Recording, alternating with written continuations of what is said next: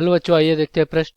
यहाँ कह रहा है कि अवकल समीकरण डी वाई बटा डी एक्स प्लस 2xy बटा 1 प्लस एक्स का वर्ग बराबर 1 बटा कोष्टक में 1 प्लस एक्स का वर्ग का पूर्ण वर्ग का हल है। 4 विकल्प यहाँ पे है। आइए हल करते हैं और देखते हैं इसमें से कौन सा विकल्प सही हो रहा है।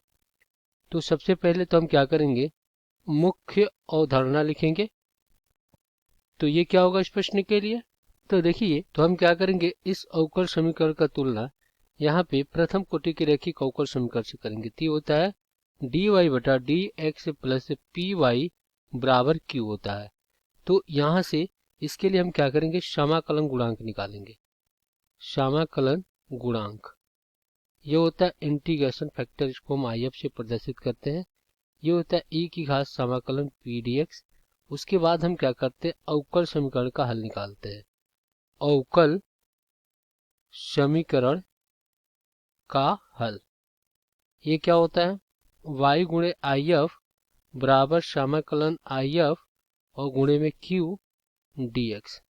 चलिए इसको हल करते हैं। तो यहाँ पे क्या आपका डी वाई बटा डी एक्स प्लस 2x बटा 1 प्लस एक्स का वर्ग गुणे वाई और बराबर में 1 बटा 1 प्लस एक्स का वर्ग इसके पूरी के घात 2। ये आपका समीकरण 1 बन गया। जब तुलना करेंगे तो हमें p क्या प्राप्त होगा, 2x बटा 1 प्लस एक्स का वर्ग और q प्राप्त होगा 1 बटा 1 प्लस एक्स का वर्ग इसकी पूरी का वर्ग। तो चलिए हम क्या करते हैं, समाकलन गुणांक यानी कि आई एफ इंटीग्रेशन फैक्टर निकाल लेते हैं। e की घात समाकलन यहाँ पे 2x और बटा में 1 प्लस एक्स का वर्ग dx। अब हम क्या करेंगे, यहाँ पे प्रतिस्थापन विधि का प्रयोग करते हुए 1 प्लस एक्स के वर्ग को t मानकर इसका अवकलन करेंगे। तो 1 का शून्य हो जाएगा, dx 2 dx पावर क्या हो जाएगा, dt हो जाएगा। तो यहाँ से if क्या हो जाएगा, ये हो जाएगा e की घात समाकलन 1 बटा t dt। तो इसका समाकलन करेंगे तो if बराबर क्या आ जाएगा, ये आ जाएगा e की घात log मापांक में t। अब देखिए इसका आधार क्या है, e है। तो देखिए यहाँ से हमें पता है कि a की घात log b और इसका आधार अगर b हो, a हो, तो ये b के बराबर होता है। और मापांक हटा सकते हैं क्योंकि मापांक की वैल्यू धनात्मक होती है। तो जो हमें if मिला वो t मिल गया और यहाँ से if t मिला तो t क्या है, 1 प्लस एक्स का वर्ग। ये हमें समाकलन गुणांक मिल गया। अब हम अवकल समीकरण का हल निकालेंगे। तो दूसरे स्टेप में अवकल समीकरण का हल निकालेंगे और पहले में हम क्या करते हैं, समाकलन गुणांक निकालते हैं।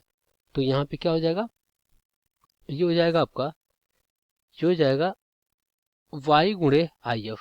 तो 1 प्लस एक्स का वर्ग बराबर समाकलन 1 प्लस एक्स का वर्ग और गुणे में 1 बटा 1 प्लस एक्स के वर्ग का वर्ग और ये हो गया dx।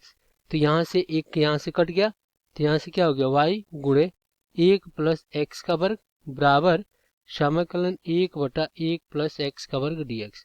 तो यहाँ से क्या हो जाएगा, y गुणे 1 प्लस एक्स का वर्ग बराबर इसका समाकलन हो जाएगा tan इनवर्स x और प्लस में आपका अक्षर पर c। तो ये क्या हो जाएगा, आपका उत्तर हो जाएगा। तो चलिए देख लेते हैं विकल्प में कि कौन सा विकल्प सही हो रहा है। बच्चों यहाँ पे देखेंगे विकल्प में, तो देखिए यहाँ पे y गुणे 1 प्लस एक्स का वर्ग, देखिए यहाँ पे विकल्प आपका, तो देखिए बच्चों विकल्प ए सही हो जाएगा। सी बाद में भी लिख सकते हैं, पहले भी लिख सकते हैं, इससे कोई दिक्कत नहीं। आशा करते हैं बच्चों ये प्रश्न आपको समझ में आया होगा। धन्यवाद।